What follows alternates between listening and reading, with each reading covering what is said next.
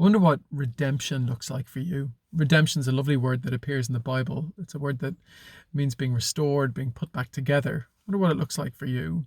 Um, we're all thinking a little bit about redemption at the moment. What does it look like for us to go back to normal, to defeat this virus, for things to get better again?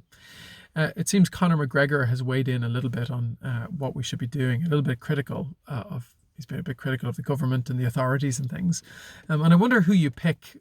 Who do you listen to in something like that? Do you go for Conor McGregor or say somebody like Dr. Tony Holohan, who's the chief medical officer? If you're going on, you got to know what basis you're judging that on. If you're going on, say, popularity or Twitter followers, well, Conor has 8 million and Dr. Tony has something like 66,000.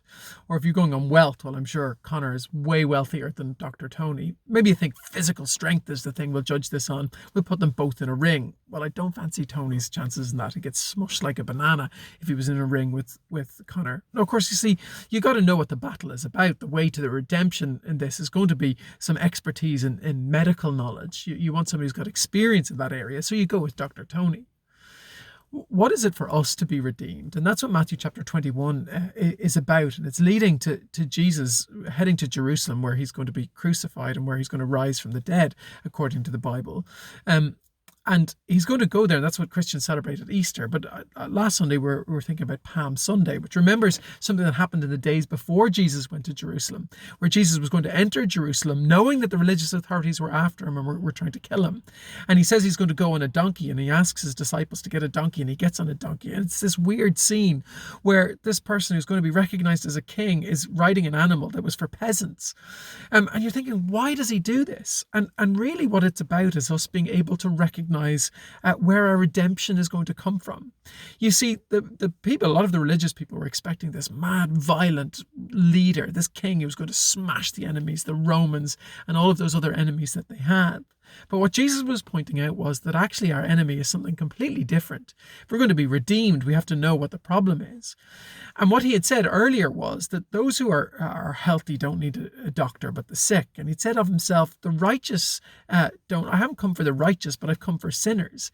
See, Jesus was saying that our problem is that we have sin, that we have distance between our Father, our Maker. And he's coming to make good of that, to redeem us from that massive problem. So it's not going to be this big show of strength. But how is he going to win this? How is he going to achieve it? Well, he's going to do it by becoming weak. And that donkey symbolizes his weakness and his humility. But it's so that we can recognize the ultimate act of humility and weakness is him going to the cross and him dying.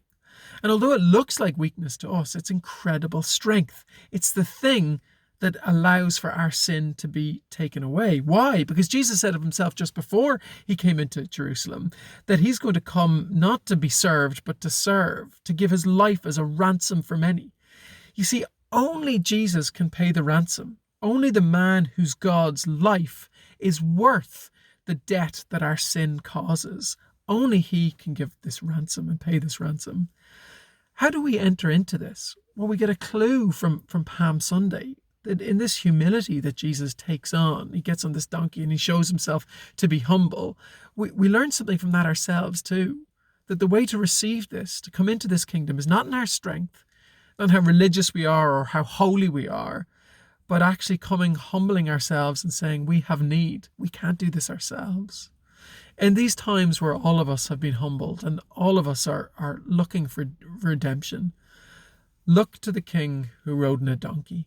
Look to the King who chose to die so that he could pay a ransom for many.